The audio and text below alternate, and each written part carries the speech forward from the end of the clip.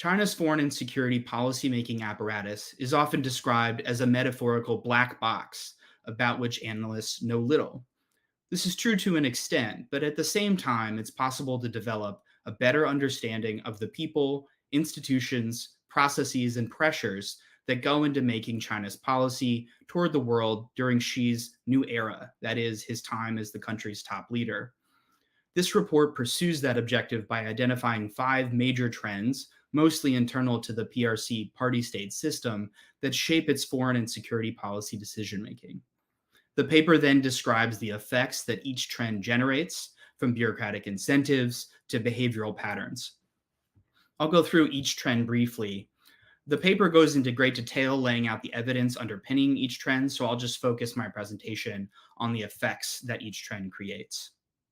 So the first trend is personalization of the system around Xi Jinping. The paper argues that this reduces the influence of various interest groups and therefore the need to bargain with and among them. It raises the prospect of groupthink amongst the loyalists Xi has surrounded himself with, and also potentially increases the importance of achieving certain goals for China under Xi's watch. In addition, this trend creates Xi's centrality, creates a major management bottleneck that could hamper the system during even brief absences. The second major trend is empowering the Chinese Communist Party over the Chinese state.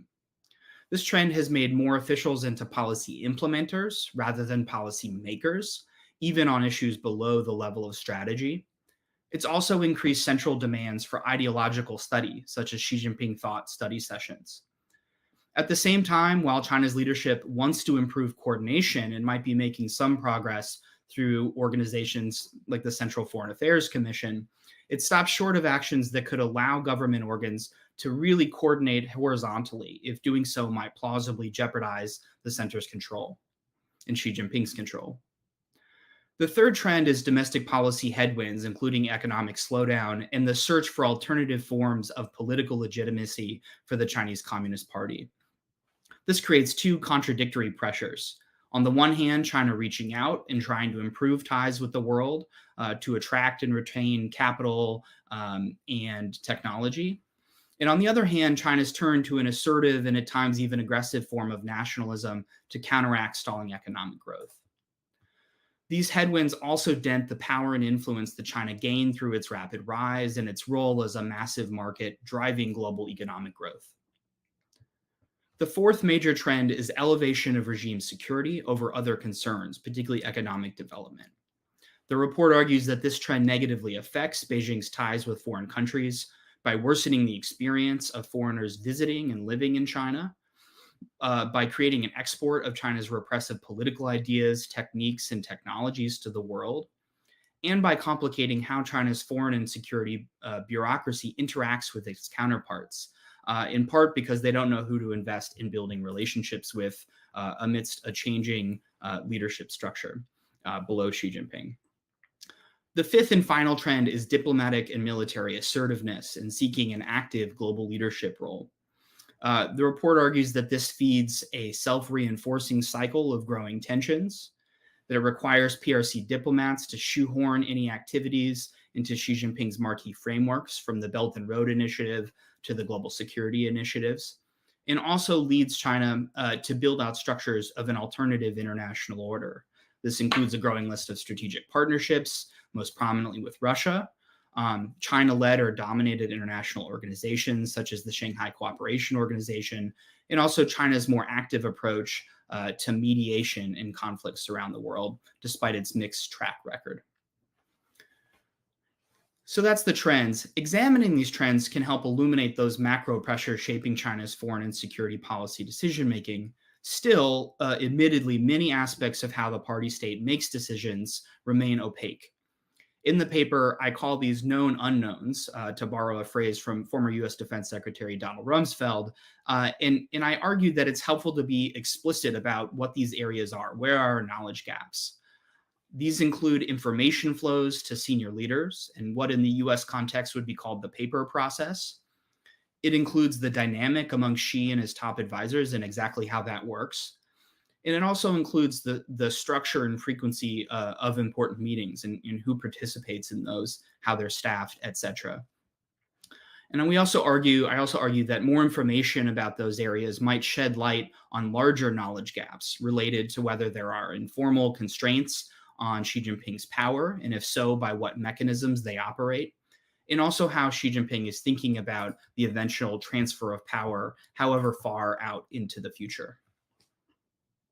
Finally, the report argues that to better understand and respond to the intricacies of China's foreign and security policy decision-making, the United States and like-minded partners should take action across 7 areas.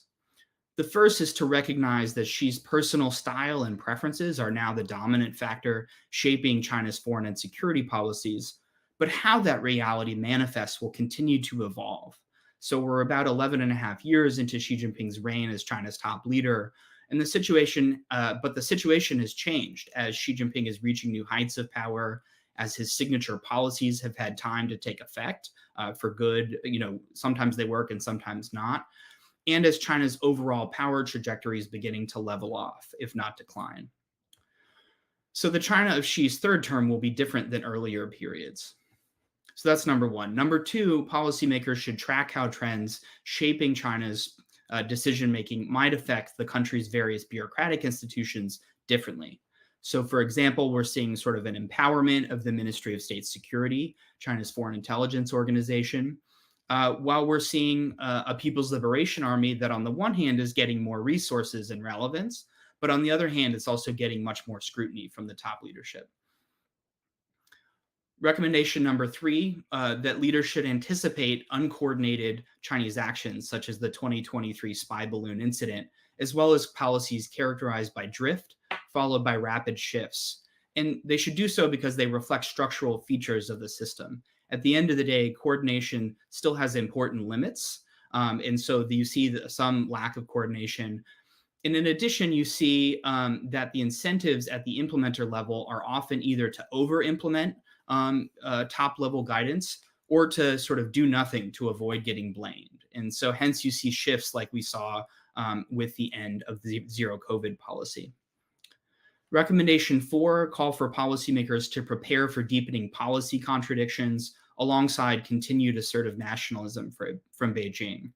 Here, we see that Xi Jinping ostensibly provides what he calls top-level design for Chinese foreign policy, which should mean more coherent policy formulation.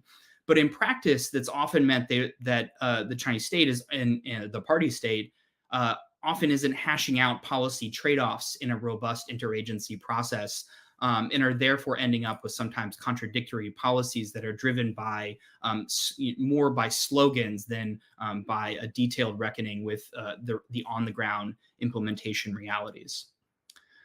Recommendation number 5 is for U.S. policymakers to prioritize direct diplomatic interactions with Xi Jinping. And there's a couple of rationales here, but the main one is that there's no other way to be sure we can inject information, including key signaling, but also clearing up misperceptions into Xi Jinping's information bubble. And as he has more power in the system, but surrounds himself more with loyalists, we're likely to see that information bubble become more constricting.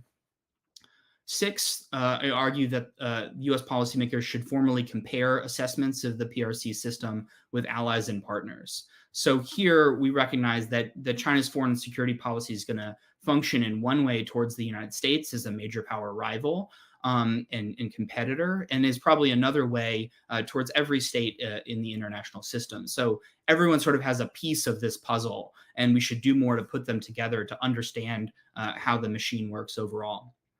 7th, and finally, we call for developing contingency plans for different leadership succession scenarios. Here, call on the old aphorism from Dwight Eisenhower that plans are worthless, but planning is everything. And the idea is really to think through challenges that would come with Xi Jinping's leadership succession, however it happens, to think through those challenges in advance so we're not grappling with them for the first time as events unfold. So with that, that's the report in a nutshell. Readers will find much more detail in the complete version, which is available to download for free on cnas.org. Now we'll move to the panel portion of the event. Before I introduce our speakers, just want to remind everyone to put your questions in the chat on cnas.org/live or use the hashtag CNAS 2024 to submit them, and we'll look forward to taking those questions later in the discussion. We're lucky to have with us a top flight group of experts to discuss these issues today. I'll introduce each of them briefly, and then we'll jump into a discussion.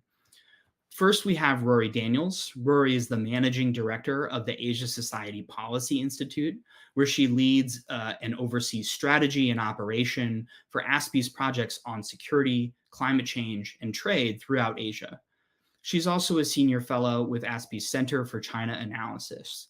She was previously with the National Committee on American Foreign Policy, where she managed the organization's Track 2 and research portfolio on Asian security issues, with a particular focus on cross-Taiwan Strait relations, US-China relations, and the North Korean nuclear program. Her most recent research project audited the US-China strategic and economic dialogue to evaluate its process and outcomes. So welcome, Rory. Next, we have Amanda Shao. Amanda is a senior analyst for China at the International Crisis Group. She focuses on conflicts in which China plays an important role and developments in China's foreign policy that relate to conflict prevention and resolution. Prior to the Crisis Group, Amanda established and managed the Center for Humanitarian Dialogue's China program in Beijing, overseeing projects related to the South China Sea, US-China relations, and China's evolving approach to conflict mediation. Before that, Amanda was a field researcher on the conflicts in Sudan and South Sudan for the Enough Project. Welcome, Amanda. And last but not least, we have Jude Blanchette, who holds the Freeman Chair in China Studies at the Center for Strategic and International Studies. Previously, he was engagement director at the Conference Board's China Center for Economics and Business in Beijing, where he researched China's political environment with a focus on the workings of the Chinese Communist Party and its impact on foreign companies and investors. Prior to working at the Conference Board, Jude was the assistant director of the 21st Century China Center at the University of California, San Diego. And his book is China's New Red Guards, The Return of Radicalism and the Rebirth of Mao Zedong, which was published by Oxford University Press in 2019. Welcome, Jude. So I want to start off this panel with a fairly broad question. So as you talked about a little bit in discussing the report, we've seen China's foreign and security policy evolve over the 11 and a half years under Xi Jinping. Broadly speaking, what do you all see as areas of continuity? And where do you see as important continuity? And where do you see as areas of important change? Rory, perhaps I can go to you first. Okay, thank you, Jake. And thanks so much for having me on this panel. I really enjoyed reading the report. I think if you haven't read it yet, you really should give yourself some time to sit down and digest it. I think it's a really interesting and useful summary of analysis that gives us a starting place to talk about, have a very nuanced conversation about what's going on in China and how to approach it. So in terms of continuity and change in the Xi area, I really think the areas of change that I see most dramatic are access and influence in the policymaking decision chain. As decision making tightens around Xi Jinping and a few of the people who are closest to his inner circle, access and influence has waned and changed for other actors in the Chinese system. And this difference of access and influence makes it harder to kind of assess how to approach China in the Xi era because it is constantly changing and it's pretty opaque. And it's created a bit of a feedback loop with Xi Jinping and the parties, the top party leadership's expectation for how China should use its power in the world and how that power should be perceived. I think that there's a sense among those top leaders that a bigger, stronger China should be able to exert its power in the Indo-Pacific and the developing world. And there's also a sense that keeping China strong requires big systemic changes. So the biggest area of continuity I see is that those systemic changes are very, very difficult to enact and make sticky. whether it's moving up the economic value chain, so encouraging people to, have more household consumption and less savings to move into the capital market, to diversify industry, to grow the private sector. That's been a huge area of continuity for China that its leadership would like to change. Reform of the international system as well, the ability for China to exert influence in the international system and to shape standards favorable to its interests is another area where China's leadership really wants to see more systemic change. And then finally, I think rooting out corruption is a big part of this.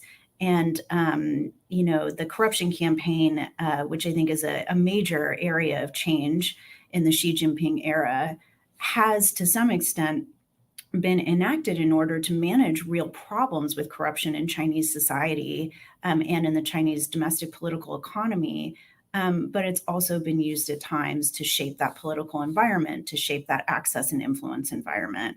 So what has mostly changed is the style of leadership. The kind of underlying problems and priorities, I think, are pretty continuous. And the problem is that it's really not working for Xi Jinping. He's not been able to, at least in the short term, use this change in style to affect those bigger, larger systematic changes. And there's pushback everywhere. I mean, there's pushback among US allies and partners in the Indo-Pacific to some of China's expanding national territorial interests, maritime territorial interest. There's pushback inside the system as officials want to kind of continue doing things the way they've always been done, as local governments continue to hold debt, and a lot of bad debt, as the property sector continues to be a place for household savings. And even as young people decide to opt out of the system in their own ways by lying flat or not having babies, even though the Chinese government has encouraged full employment and a more robust, population demographic system. So the net effect of all of this is a China that's got an extremely tight political environment, a sense of dissatisfaction at the top, and therefore a bit of path dependence towards tightening control of the system in order to make these big systemic changes. And the long-term question and challenge is, will it work? Will over the long term, will this change in leadership style endure in ways that actually help China reach its systemic changes and goals? Thank you, Roy. There's so much there. There's a really comprehensive answer. Amanda, I wonder if I could turn to you for your take on this question of continuity versus change. Yeah, sure. Thanks, Jake. And just to echo what Rory said, your report really addresses, I think, some of the most important questions that this community should be asking. And I think part of the beauty of this sort of research is it unearths a lot of the other questions that we just simply don't have answers to right now. So congratulations on that.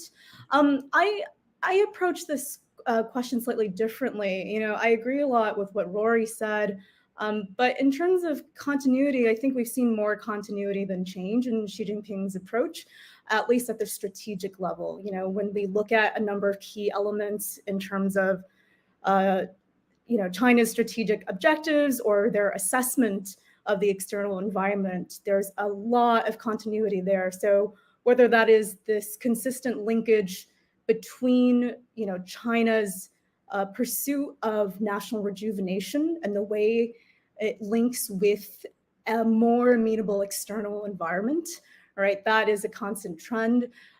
This assessment of the long-term trajectory of the world, this view that the world is essentially in a period of transition, right? Moving from a unipolarity with the US at the top towards multipolarity, what the CCP likes to call the basic trend, which is in large part, driven by China's accruing power and declining US power. And this idea that how China plays its cards during this transitional period will really determine, right, how quickly it reaches rejuvenation, or even whether it can reach rejuvenation. I mean, that's a through line, I think, in these sort of 11 years, right? And another one would be just a very hostile and skeptical assessment of US and Western intentions, which leads to this idea that China is in a long-term struggle with the West, which then leads to this, I would say, a particular hallmark of Xi's foreign policy, which you lay out in the report, which is the idea that China has to be more proactive in the defense of its sovereignty and its territorial integrity.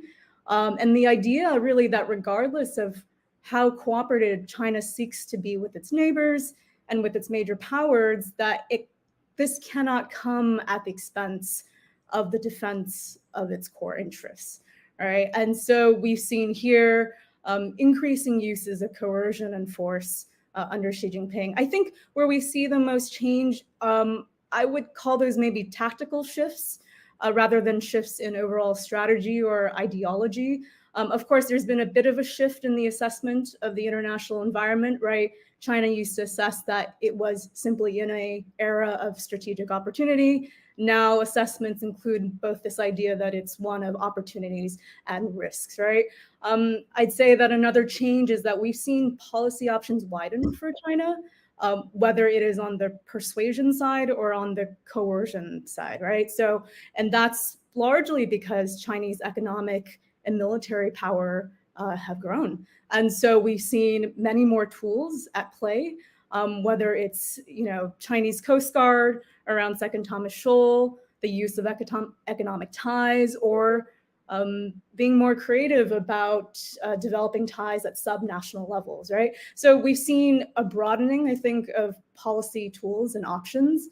And I think maybe just a final note, I think China's initiatives have become more explicitly global. At the beginning of Xi's era, China was, I think, always alluding to the idea that it sought a fairer or more equitable world. But obviously over time, we've seen the emergence of more explicit global initiatives. Yeah, thank you. That's really useful set of views. Jude, I wonder if I can go to you for your take. I'm not really sure I have much to add to this after those two great set of remarks. And the beauty of going last is I can say I associate myself with those remarks without having needed to think of them. So no, I think that's all correct. Maybe just to add a few other points. I think the first, to me, striking difference from late 2012 when Xi Jinping took power to today is just how dramatic the transformation towards more unbridled dictatorship the system has become. And I don't use dictatorship in a mustache twisting way, but just diagnostically and analytically to describe the structure of the political system. I'd welcome a better word than dictatorship, but we're clear, Jake, as you write about in the report, whether it's dismantling de jure and de facto limitations on the top leader's power through term limits on the office of the presidency in 2018, new accountability systems within the CMC and the Politburo, which tie individuals more clearly to the personage of Xi Jinping, elevation of his personal authority and ideology within the system. As both Amanda and Rory have mentioned, China has always been autocratic, but a much tighter political system now, constricting civil society such as it was, rewiring the incentive structure for cadres up and down the system, sort of more tightly binding it to Leninist discipline, anti-corruption campaign, which is still rolling and evolving and will always be there because it's both, I think, functionally useful for Xi Jinping, but I think he also sees it as necessary because the system still does have, by their own political logic, far too much autonomy for actors in the system. So, I mean, all this is heading in a very, very dark direction. And before, the way you would get transitions in the system is through changes in leadership. And, we had this in 1976 with the death of Mao, and then poor Hua Guofeng as an interregnum, and then Deng Xiaoping. We had this again starting in the early 1990s, just after 1989, but throughout the 1990s as Jiang Zemin consolidated power and sort of took it in the model of seeing a sort of softer authoritarianism as China entered the WTO, and then again under Hu Jintao. And the problem now is especially by US presidential standards, Xi Jinping is a sprightly 71, or he will be in June. And so I think we have to expect that he's going to remain in office as long as he can, which the actuarial tables would put that certainly for another decade or so. And so just the profound change in political direction that has occurred over the last 11 and a half years, I see no endogenous force which is going to provoke a shift in trajectory that's going to sort of bring the system back from where it's heading now, which is toward, again, this more sort of unbridled dictatorship. And I think that's, you talk a lot about this in the report, Jake. And so I think the real imaginative leap that I can't quite make yet is, what does this system look like in another 8 or 10 years? And a final thought on this is, I think the worsening geopolitical environment around China, much of which is provoked by China's own behavior and concerns that are growing in the region, but nonetheless, China's perception of a increasingly fractious geopolitical environment, which is showing up, as Amanda mentioned, in their highest level assessments, like the 20th Party Congress work report. The worse the geopolitical environment becomes, the more I think it reinforces for Xi Jinping and the system that the course they're on now is correct, right? You're going to need to double down on fortifying your economy in the face of what you see as a U.S. economic containment strategy. You're going to continue to need to bolster the capabilities of your armed forces to be able to deal with this much more intense military competition in your immediate backyard. And then, it's something we haven't talked a lot about, but the dramatic buildup of a domestic national security administrative state under Xi Jinping starting in 2013, early 2014.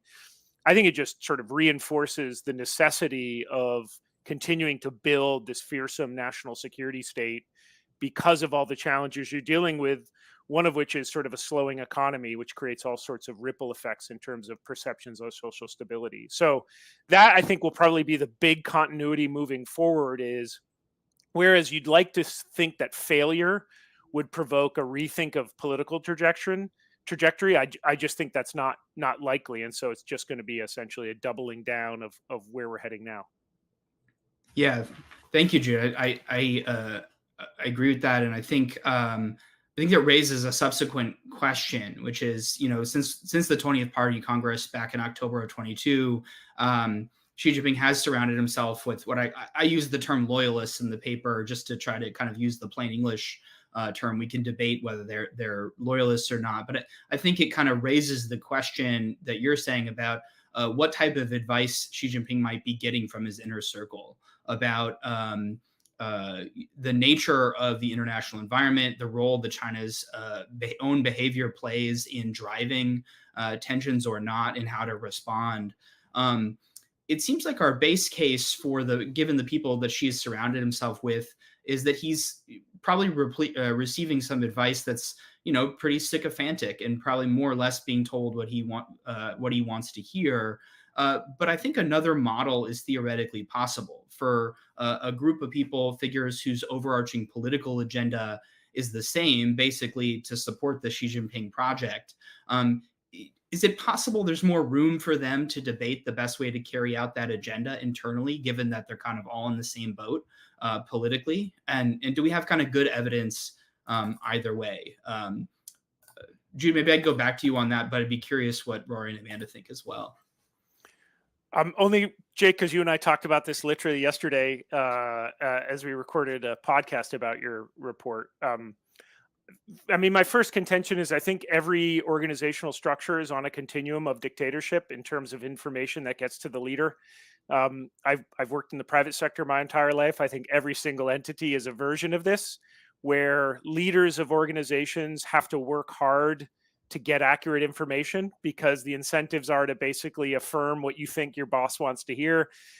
Jim Cook, who's the CEO of the Boston Brewing Company, has a famous sort of you can call BS rule, which is he worked hard to enforce a culture where any employee who's brewing Sam Adams beer can knock on his door and say, I think we're going in the wrong direction, but you had to offer an alternative fix.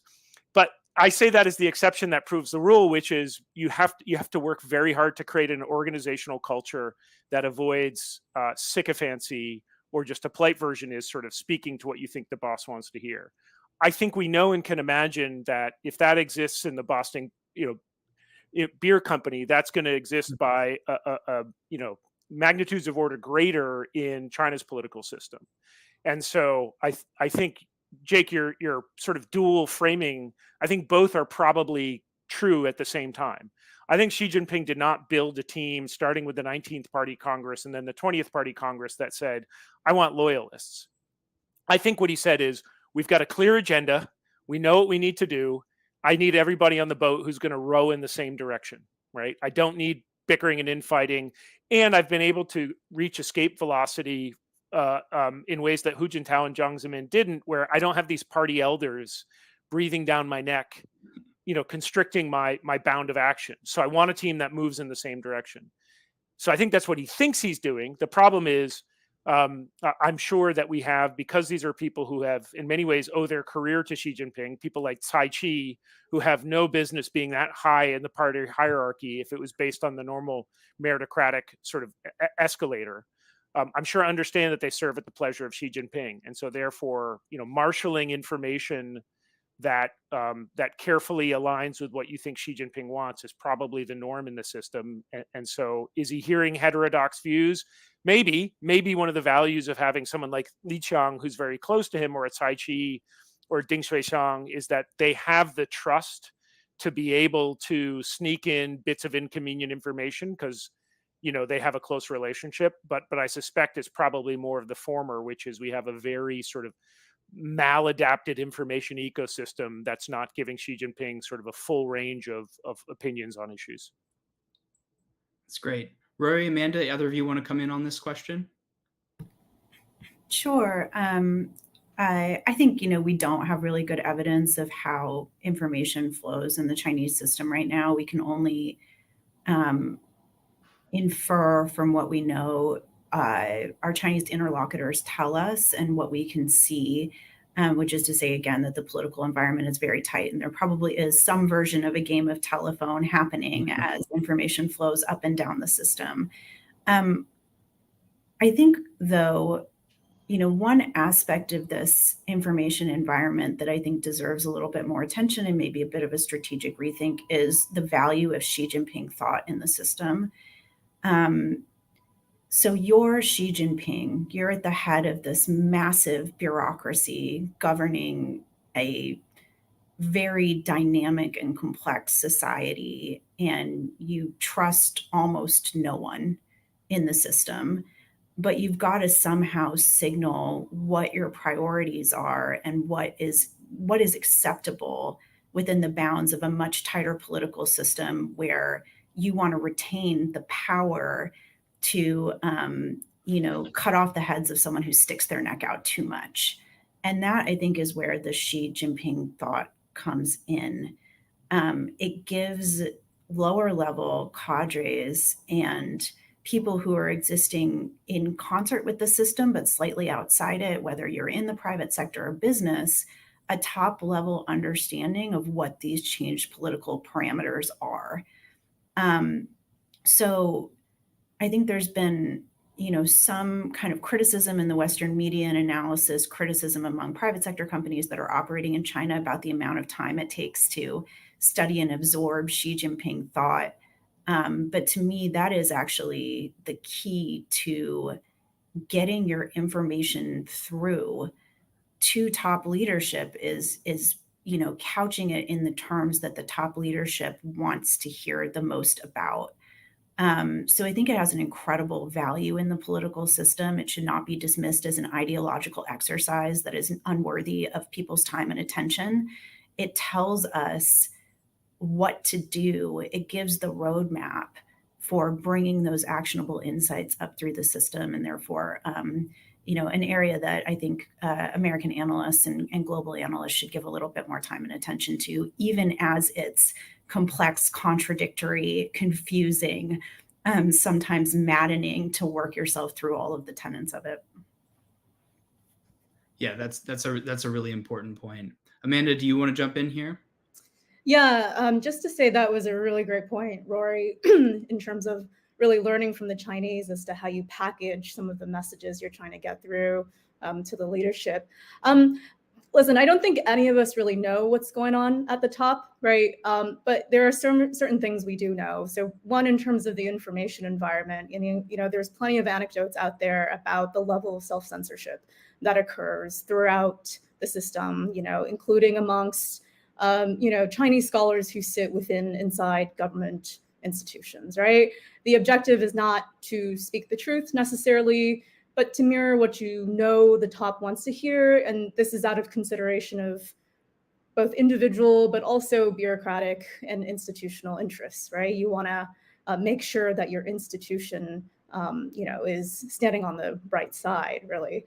But, I think there has been, following the 20th Party Congress and the end of COVID-19, I think greater dexterity and I might add rationality in the PRC's approach in its foreign policy, but that may be more reflective of Xi's more empowered position following the Party Congress rather than the composition or the kinds of conversations that are happening in the Standing Committee.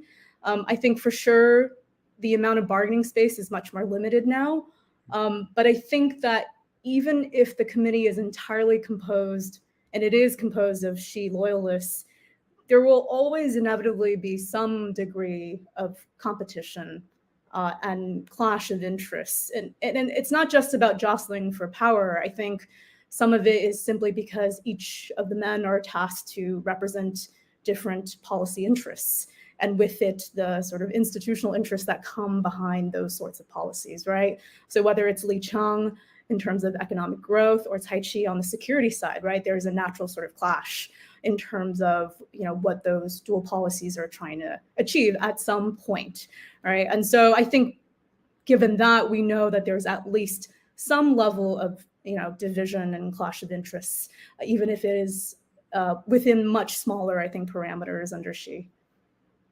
Yeah, I think that's a great point, especially thinking about how, in a way, the bureaucracies and the people tasked with representing those bureaucracies in the elite leadership are therefore shaped in some ways by the bureaucracies, and presumably, that's maybe to Jude's example, that's something we see in the Chinese system, but also in every other system where senior leaders can kind of get captured in some ways or to some degree by the organizations they oversee.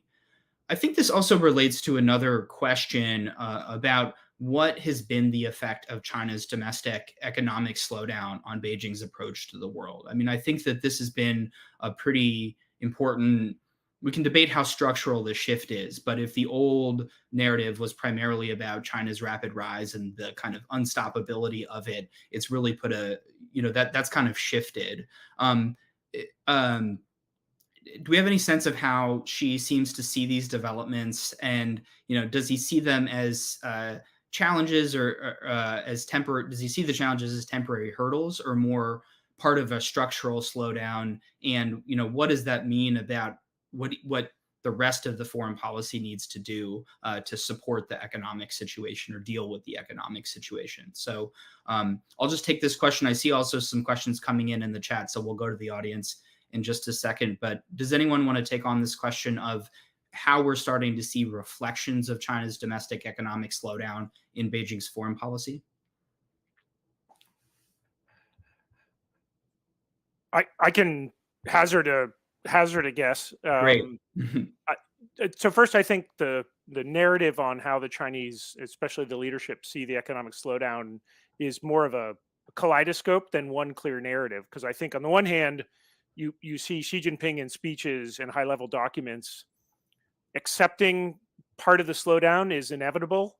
And I think a little bit like for folks old enough to have learned to drive stick shift, when you're shifting gears, the car will temporarily slow down before you can get a higher gear. And I think some amount of this is Xi Jinping saying, look, we've been operating off of an economic development agenda for a long time, which was building up systematic risks in the system. And so I am using my political capital to basically force painful changes. And so, a big puzzle initially sort of coming out of COVID is why, and even in COVID, is why isn't China stimulating more? And I think Xi Jinping was saying, first of all, I want to break the back of moral hazard for local governments. I know they're eating bitterness, but I don't care.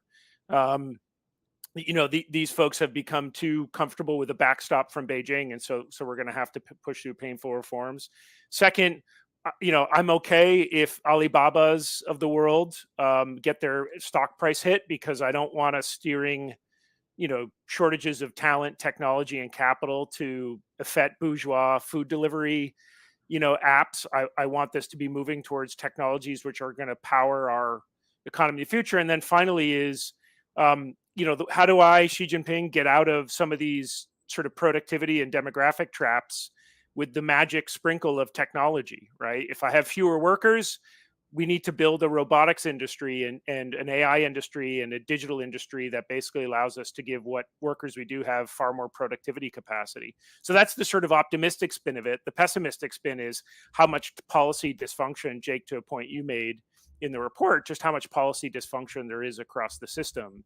And so I'm sure in Xi Jinping's head, the growth slowdown is a result of, external containment plus the fact that we're shifting gears. And I think there's probably not as much introspection within the senior leadership about the way in which policy, and political mishandling is contributing to this. And if you talk to sort of Chinese economists, even in the government, on the econ side, they're far more aware of where policy mishaps are aggravating the growth slowdown. Final quick comment, because I realized your question was about foreign policy, which I just remembered. I think there's a broad logic to the fact that right now, to Amanda's point about some rationality in the system, right now at the margin, Beijing prefers a quiet external environment in areas where it feels like it has some control. I would say Second Thomas Scholl might be an outlier there potentially, in terms of, I think they would be willing to see increased friction if an opportunity arises. But in areas like how they've been handling cross-strait relations thus far since the January election, even in the bilateral relationship with the United States, I think it's clear that, again, at the margin, not fundamentally, but at the margin, they prefer some stability. I think the question is, I don't think that's permanent. And I don't think that's permanent on the upside or the downside. If the economy improves, oftentimes you see more truculence from the Chinese when they feel confident. But I also think if the growth slowdown is the new normal, we shouldn't expect that Xi Jinping is going to play it cautious for the next decade. Over. Yeah, I think that's right. Amanda, Rory, do you want to come in on this? Sure. Just to say really quickly, I do think that we're seeing a sort of tactical moderation taking place. That has been in place, or the CCP has tried to put it in place since the 20th Party Congress. Obviously, we had a big balloon incident derail that, so that accounts for some of the delays, I'd say, on the U.S.-China front. And this is evident in, whether it's, as Jude is saying, in cross-strait relations since the elections to statements that have come out of the Foreign Affairs Work Conference, right? There's sort of indications of this. But I would maybe just say that I think slowing domestic growth is a factor, right? And I don't know that it's clear to me how heavily that factor is weighed in this choice to be more tactically restrained, right? Other factors include the fact that US-China competition has intensified. The Biden administration has been quite effective at pulling in allies and partners, including around denying China cutting edge technology. So I'm not sure about, I think there's a number of factors that's causing this sort of tactical shift. And I think, going forward, what we probably want to ask ourselves is sort of, will the leadership succeed? As, Jude was saying, I think according to those who watch the Chinese economy, Beijing has really chosen relatively modest efforts to stimulate the economy, which suggests some degree of confidence, right, that China can weather the storm. And so the question is whether the leadership will succeed, and will China be able to achieve sufficient technological breakthroughs? And I think another question maybe to ask is, if we assume lower levels of growth or different sources of growth that creates new winners and losers, what's the new social contract, if anything, that emerges? And then how does that affect foreign policy? I think it's maybe a little bit early for answers to those questions, but I think Certainly, like a China that is distracted with internal challenges is less likely to create new problems abroad, but at the same time is more sensitive, perhaps, to adversaries seen as taking advantage of their weaknesses. Yeah, that makes a lot of sense. Rory, do you want to come in on this one? Maybe just very briefly, I think that it can sometimes be really confusing to look at Chinese foreign policy decision-making over time because it operates on a fair amount of inertia.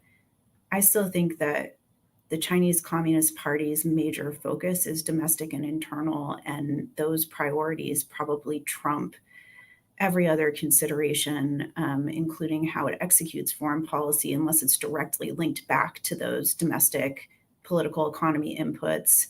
For example, Belt and Road projects that create the necessary inputs for manufacturing in China to then sell to the developed Western world and accrue, finance and economic benefit back to China. It seems to me that China, that the leadership style and the foreign policy decision-making style is to kind of wait for the crises to develop out of that foreign policy inertia and then make big decisions. I think there's clearly been a big decision in the last 2 years to try to improve the relationship with the US. And that probably came out of many different moments of crises. But it seems to me that crises and events tend to drive major shifts in foreign policy. And so it's really difficult to predict, what are the domestic political economy trends that have an effect on foreign policy. It's a little momentary to that moment of crisis. I think at a moment of crisis, Xi Jinping and top leaders sit down and say, hey, what's going on? How do we kind of shape it? Then they come out with big sweeping directional changes that are then implemented by the foreign policy and policymaking bureaucracy. So I would suggest maybe taking an analytical shift in approach from linking those two things together as like a continuous line and more as a series of moments and events that shape the policy over time. Yeah, I think that's right. And I think it's an important counterpoint to the sort of canard that you often hear out here that everything in China is kind of long planned in the future, and they're always that there is a lot more reactivity in the system than is probably frequently acknowledged. I want to turn to questions from the audience. So maybe I'll start with one from kind of combined one from Sasha. And she asks, Amanda, you mentioned the PRC has had a more rational foreign policy since the 20th Party Congress. How much does China's US watching community or Western watching community influence that? Are there many watchers of the West in the system, and how influential are they? So the answer to that is yes, there are many America watchers across China's systems. The second question is much harder to answer. Based on anecdotes, it does seem that my sense, at least in terms of a shift that I've seen in the last, let's say, 8 years, that folks who are doing the sort of equivalent analytical work that we are doing in the think tanks that service the Ministry of Foreign Affairs or other state council agencies, but probably not the Ministry of State Security. So there's differences across the board. I think institutionally, my sense is that those servicing the MFA are often engaged in a fair amount of self-censorship. I think that even if an individual scholar seeks to try to, let's say, improve his country's policies, censorship occurs at the leadership levels of institutions. Okay, so there's so many layers of censorship here that we're talking about that one feels that how could it be possible that these guys have the same level of influence as they did in years past? Now, I don't think that's necessarily the case for those who sit under the Ministry of State Security. necessarily. But I think, though, compared to 7 or 8 years ago, influence at the scholarly or simply below leadership level is less. There's less influence all around. And as Rory was saying in the beginning, I think we just are struggling with the ability to influence those perceptions, knowing this constricted information environment exists. Yeah, very insightful. Rory or Jude, do you all want to come in on this question? And then we'll have one more from the audience before we wrap up. No? Okay. Oh, go ahead if you like, Rory. Okay, all right. Sorry, I wasn't sure if you were coming in. All right, so we'll take the next question from Jeremy.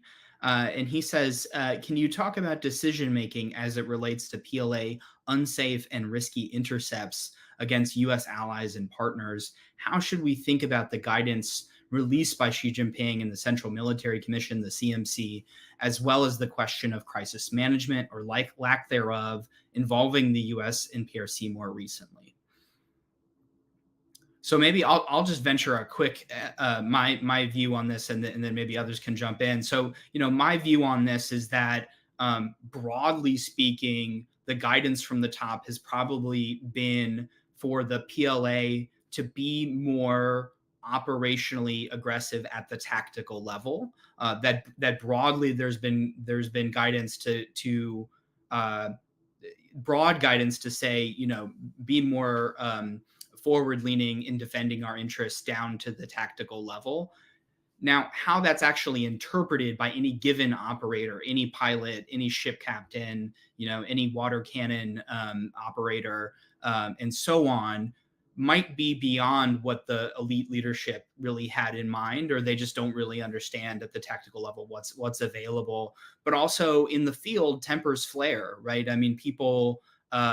It's not always an objective analysis that you might have back in Beijing or in Washington. It's probably different when you're seeing aircraft come at you quite quickly, or you feel like that's the day you want to be a hotshot in the pilot's seat. And so I think my sense is that that in the broad sense it's been deemed acceptable, but especially if it begets a crisis, like the EP3 incident, the leadership will probably conclude that it maybe wasn't such a good idea, even though they sort of signed off on the broad direction. What do others think? I mean, I think I would agree with everything you said, and just also add that I think in the U.S. strategic and policy community, we're very worried about unintended escalation of one of those incidents. And it occupies a lot of our strategic thinking and time. How do we put guardrails onto the relationship so that we can manage escalation? I don't think China sees this in the same way at all. I think they see the establishment of guardrails as kind of a seatbelt for the Americans or Western powers or allies to do more to challenge them. So I think you're right that tactically at an operational level, there's been a bit of a loosening of restraints to defend Chinese interests. That is how they would see it, not to be aggressive towards others, but to aggressively defend their interests. But I am, just like you, I think, less convinced that the Chinese political system would allow unintended escalation. And I think they see our attention to escalatory dynamics, not just in the Indo-Pacific, but around the world, as a constraint on any of those tactical changes or tactical missteps escalating into a wider war. So I think they feel kind of safe in some ways, just because of the U.S. strategic community's attention on de-escalation. And I think they also, but they would also politically constrain any crisis that would evolve. And you don't have to look too far into the recent past to see an example of this. When the Taiwan Coast Guard accidentally hit a PRC national boat and killed 2 PRC nationals, captured 2 others, there was not an immediate escalation of crisis. The political directives, I think, overwon the day, and there was a pulling back, and even in a very sensitive area with very sensitive incidents happening. So I think that is probably the pattern of behavior that we'll see in the current era until the guidance changes. Yeah, I think that's right. Anyone else want to jump in on this last point, and then we'll wrap it up? No? Just to say really quickly, I agree with all that, but I guess maybe a way of turning it around, as Rory was saying, the Chinese mindset on this is just fundamentally really different from the US's. In the Chinese conception of crisis management, it doesn't exclude escalation or risky maneuvers. In the sort of Chinese conception of crisis management, sometimes escalation or a greater show of military strength is needed to control and stabilize a burgeoning crisis, right? And so we've seen sort of writings on that, and we see it in the ways in which China is utilizing heightened risk, whether that's Taiwan or Second Thomas Shoal, to signal costs to an adversary or to a target government. Yeah, I think that's right. And even when crises are de-escalated over time, there's often kind of a structural incremental price that's paid, as you said. Even I think in the Kinmen incident of recent, that's happened over this year, you've seen a more aggressive operational pattern in the vicinity of the archipelago. Even though the immediate crisis was de-escalated and was probably from the guidance to wait at least until May, until we see the incoming Lai administration, and then probably test them there in Taiwan.